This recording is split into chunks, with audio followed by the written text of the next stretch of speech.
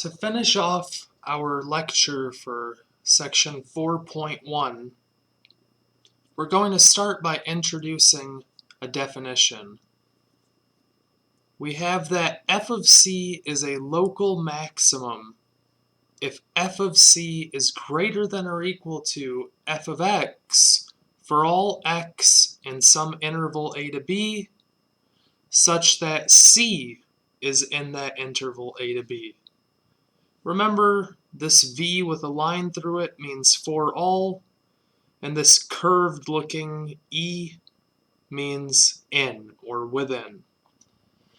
Okay, so what this is really saying is f of c, the y value or the function value you get by plugging c into your function, is the largest y value. It is the local maximum, maximum y value in some interval if it is the largest y value compared to any other y value around it in that interval, or if it matches another y value in that interval.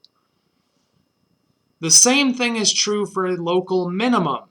If the y value is less than or equal to all the other y values around it, then it is a local minimum.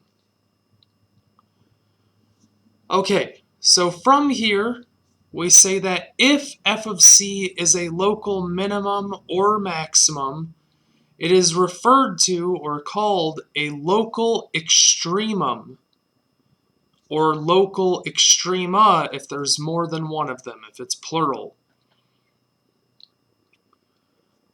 So hopefully you can see why we've been building to all of this. We have now found a way to minimize or maximize any particular function we're dealing with.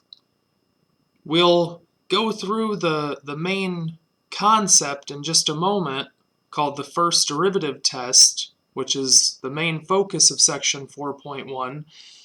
But the whole idea is, now that we have all these definitions, we will be able to find the maximum value or the minimum value on a function, which in applied calculus or business calculus allows us to maximize or minimize a cost function or profit function, which is extremely useful. From here, we'll introduce another fact that says if f of c, your y value when you plug c into it, is a local extremum, then c is a critical number of your function f. So that's a very important fact that we can use. If you find a local extremum, meaning you find a local maximum or minimum, then you are guaranteed that you found a critical number of your function. Whatever x value that local maximum or minimum occurred at, whatever x value that is, you have that x value is a critical number of the function. And just to be clear, when we're dealing with these local minimums and maximums, we're talking about things that look like this. Notice in this case, the y value, the highest y value on this graph occurs right here. So this point is a local maximum. And likewise, on this, the smallest y value on this graph occurs right here. So this point is a local minimum. And both of these are referred to as local extrema because they are local minimums and maximums. So now this brings together everything that we've gone over in section 4.1. We can now use the first derivative test, and this is a test that will tell us all of the local extrema or local minimums and maximums in our graph. So the first derivative test says, given some function f of x has a critical number at x equals c. So you've found your critical numbers at this point by finding your first derivative, finding your partition numbers, testing if they're in the domain of the original function. That means you have a critical number, or more than one. Okay, once we've done all of that, using all the previous definitions from the last two videos, we say that f of c, the function value when you plug your critical number into it, f of c is a local minimum if f prime of x changes from negative to positive at x equals c. So that's saying if you check your first derivative values, when you plug a number to the left of your critical number in, and you get a negative value. So if f prime is negative to the left of x equals c, meaning you have this down arrow here, a negative slope, and then after you cross x equals c, it suddenly becomes a positive value. F prime is now positive. Then notice what happened. You went from a negative slope to a positive slope. You created a local minimum, just like this shape here. This is a very basic drawing. The graphs can be much more complicated, but they will always follow this same pattern. If your first derivative goes from negative, then suddenly positive across a critical number, then you know you have a local minimum. The same thing is true if we have f of c. We say that it is a local maximum if f prime of x changes from a positive to a negative at x equals c. So again, looking at our graph, if our slope, f prime of x, remember, represents the slope essentially. If our slope goes from a positive value to a negative value, then think about what that shape would be. We have a positive slope suddenly changing to a negative slope. It looks like an upside down parabola, which means we found a local maximum at this point, just like we found the local minimum at this point. And then the final step of the first derivative test says that if neither of these cases turn out, then f of c isn't a local extremum. In the next section, we'll be talking about the second derivative test, and unfortunately for the second derivative test, it's not as accurate as this. We won't be able to make this last claim here. But the first derivative test does allow us to make that claim. If neither of the first two cases check out, then we know there is no hill or valley at that value f of c. So let's go ahead and try an example with this. We have that f of x is equal to x cubed minus 6x squared plus 9x plus 1, and we want to find the critical numbers of our function f, and we want to find the local extrema. So we'll start with part A, finding the critical numbers. So to find the critical numbers, remember that we have to first find the partition numbers. We'll start by finding f prime of x. I'll bring this into the light a little bit more. So we'll start by finding f prime of x. And if it's a fraction, we will set the top and bottom of it equal to 0 to find our partition numbers. So first of all, the derivative of x cubed, we multiply the exponent out front and subtract 1 from it. That gives us 3x squared. The derivative of minus 6x squared, again, we multiply the 2 out front. That gives us 6 times 2 is 12. X, and we subtract 1 from the exponent. That just leaves us with 12x to the first. But you don't have to write an exponent when it's just a 1. From here, the derivative of plus 9x is just plus 9. The x goes away. And the derivative of 1 is just 0. So we do not have a fraction here. We could put this over 1, but we know that that 1 will never equal 0. So we can just set this value, 3x squared minus 12x plus 9, equal to 0, and solve for any partition numbers we may have. So let's go ahead and factor this. If we get it completely factored, we can set each factor equal to 0. Notice we have a common 3 in all of our terms. So we'll factor out that 3, giving us 3 times 3x squared divided by 3 is just x squared. Negative 12x divided by 3 is minus 4x. And plus 9 divided by 3 is just plus 3 equals 0. We can keep factoring this a little bit further. X squared minus 4x plus 3 will factor using the guess and check method. We need 2 values that will multiply to give us x squared. That's x and x.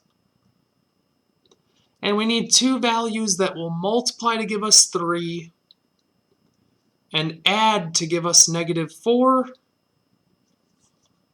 That's negative 3 and negative 1. Negative 3 times negative 1 is positive 3. Negative 3 plus negative 1 is negative 4. So now that this is completely factored, we can set each factor equal to 0. We don't need to worry about the 3, as that cannot equal 0.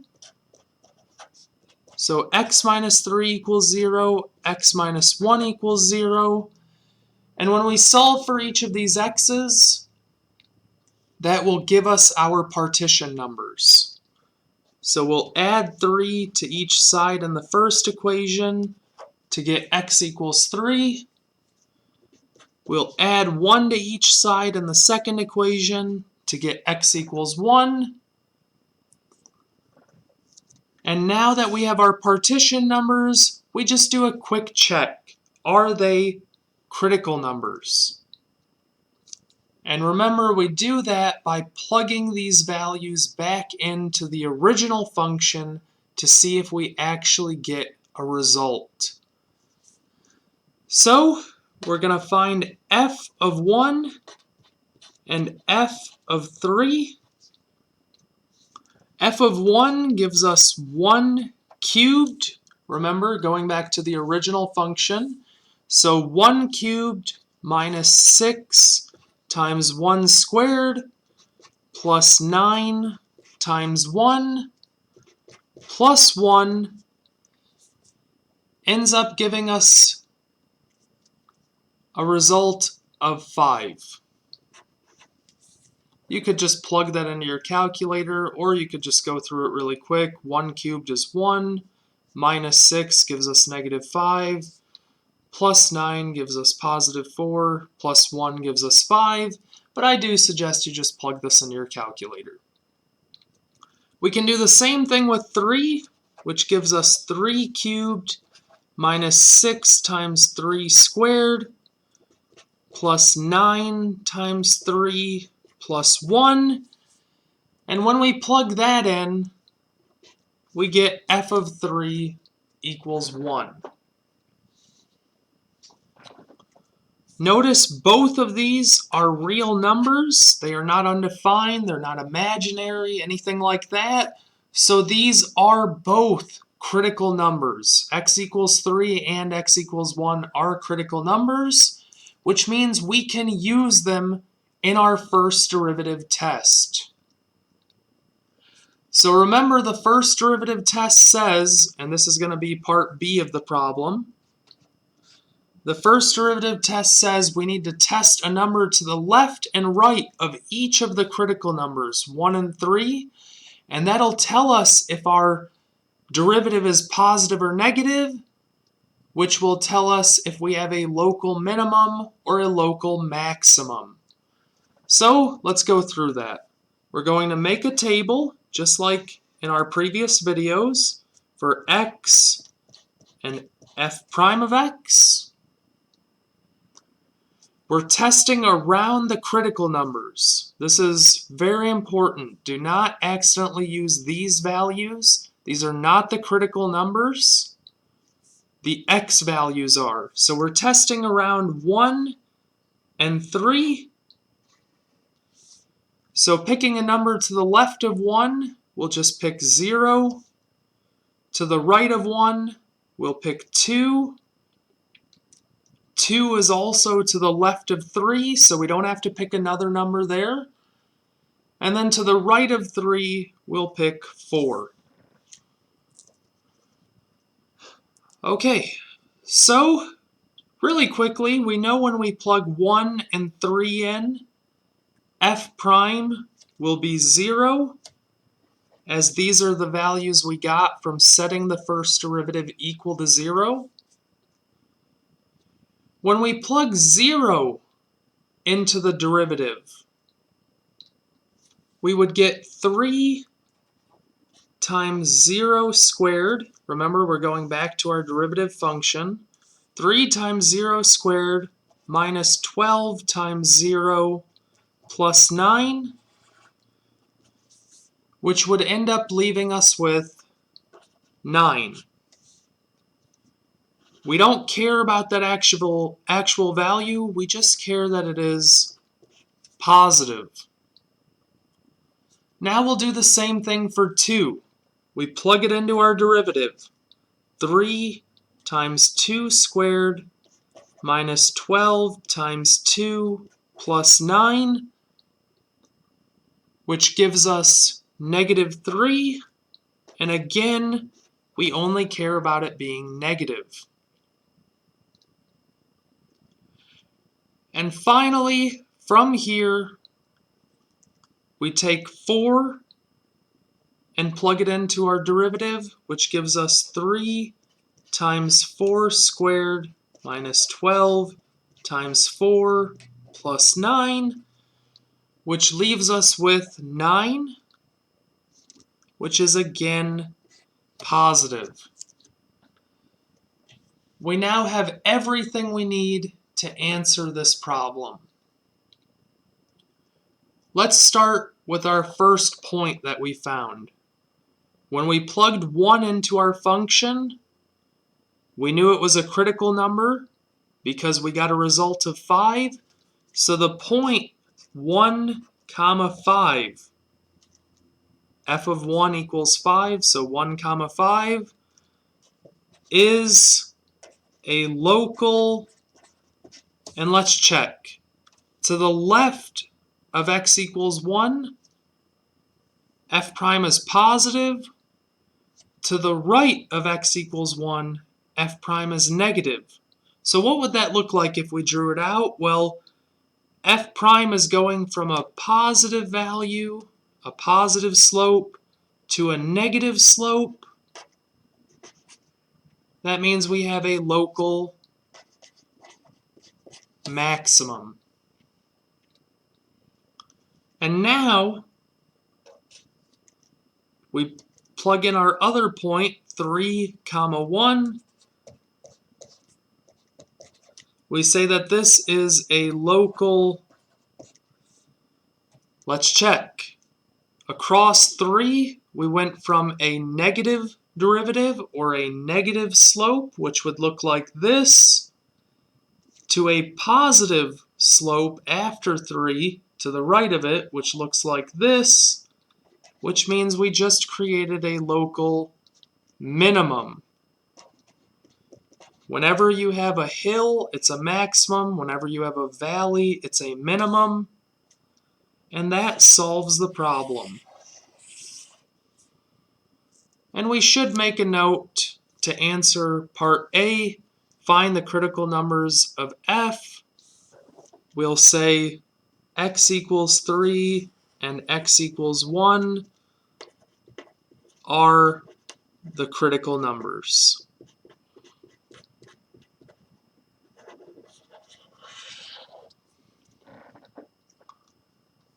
And this fully answers our problem. We found the critical numbers and then we used them, testing around each of them, finding the slope around each of them to decide whether we had local maximums or local minimums. For the last problem, I'd like you all to try this. So just like in previous videos, I want you to take a moment. Sorry if that's a bit out of focus. I want you to take a moment to try this problem out. Doing the exact same thing that we just did in the previous problem, I want you to find the local extrema of f of x equals 3x squared minus 5. Take a moment, pause the video, try this on your own. Okay, now we're going to try it. So, in order to find the local extrema, we have to find the critical numbers first, and to find the critical numbers, we need the partition numbers.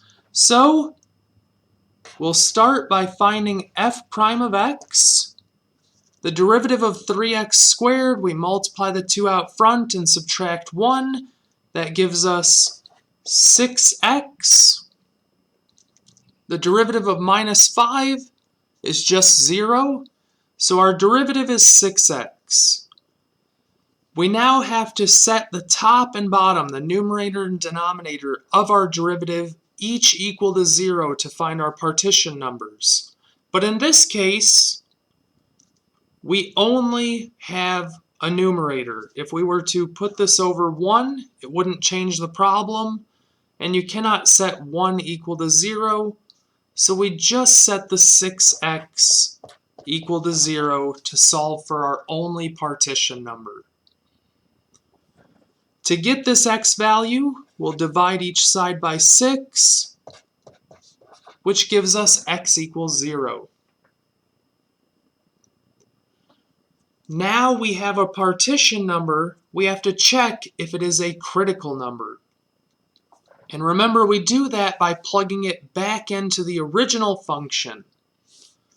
So f of 0 is 3 times 0 squared, plugging in 0 for this x, minus 5, which just leaves us with negative 5. Negative 5 is a real number. It is an actual result, does not exist or undefined or imaginary, which means we have found a critical number. It checks out. Now that we have a critical number, we can go through testing to the left and right of it to decide if it is a local minimum, local maximum, or neither. If we had checked if this was a critical number and it didn't work out, then we would have had no possibilities for local extrema, so there wouldn't have been any. Okay, so from here, we're going to make our table, just like last time. You can also use the number line method we introduced in the previous videos, whichever you're more comfortable with. We're testing x and f prime of x.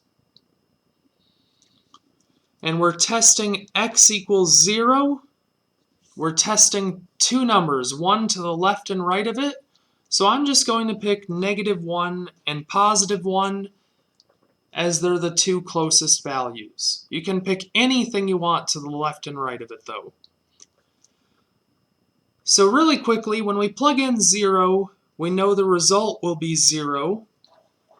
You could check it. 6 times 0 is 0, but remember we said x equals 0 was the result when we set the first derivative equal to 0. Now when we plug in -1 into our derivative, we have 6 times -1 gives us -6. So it's a negative result. When we plug in +1, we have 6 times +1 gives us +6. So it's a positive result. So we'll go back to the point we found, 0, -5.